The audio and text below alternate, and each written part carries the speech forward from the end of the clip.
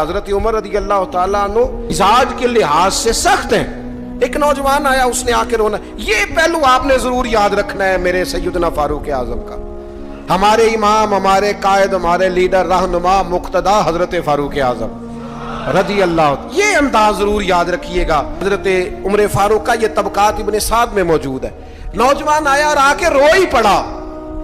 حضرت عمر نے اس کو روتے دیکھا تو فرمایا بیٹا کیا ہوا؟ کہنے لگے حضور فلاں علاقے کے فلاں گورنر صاحب کا مسئلہ ہے.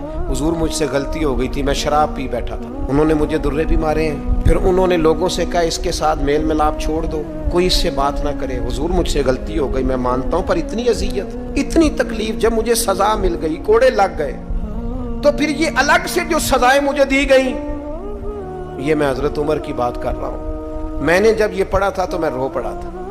حضرت فاروق اعظم نے اس نوجوان کی بات سنی. سنو میں کیا کہہ رہا ہوں. اس گناہگار کی بات سنی, اس گناہگار کی بات سنی تو حضرت عمر رو پڑے اور فرمایا بلاؤ نا ان گورنر صاحب کو.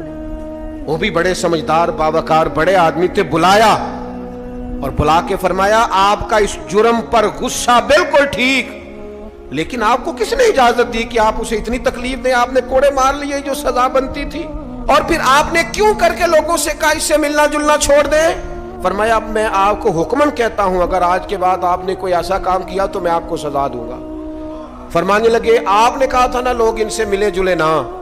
فرمایا اب آپ ہی لوگوں سے کہیں ان سے ملاقات شروع کریں.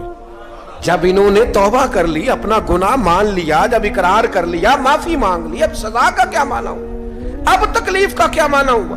سیدنا فاروق اعظم رضی اللہ تعالیٰ عنہ فرمانے لگے اگر یہ سچی توبہ کر لے تو پھر تو ان کی گواہی بھی قبول کی جائے گی, ان کی گواہی تک ہم قبول کریں گے